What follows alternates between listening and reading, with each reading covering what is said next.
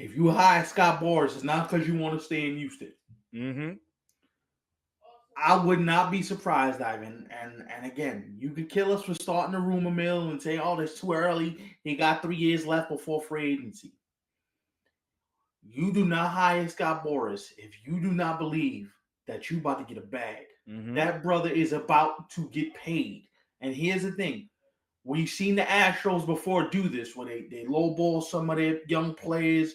They don't really give them what they feel like, what a player feels like he's worth.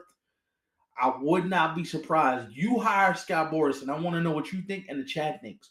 But you hire Scott Boras because you know shit about to get ugly. If you the Astros, you're like, damn, we got to deal with this again.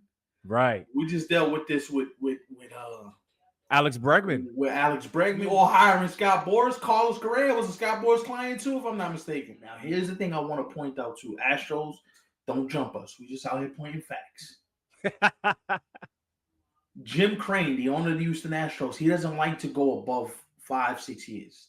He doesn't like doing long-term deals. Now, hiring Scott Boras is not a slam dunk that he's going to recoup that money. Right. And that's why I think we need to talk about too. Like, this is not just on the Astros. This is also on the player. Yeah, Jeremy Peña still has to perform at a high level regardless. This is on the player betting on himself first and foremost, but this is also on the agent. Does the agent still have the wherewithal to get the client paid? Right. You know what I'm saying? Because if you're Jeremy Peña, you have to put the next 3 seasons have to be damn near unbelievable. And this is not a knock on Jeremy Peña. By far, he's actually having a career year, right? Like, I would love for him to be able to repeat this 1 or 2 more times. Right. Prior to whenever he decides to sign that big deal that he's looking forward to. Listen, Alex Bregman, he won 2 championships with them. Look at how that turned out, you know?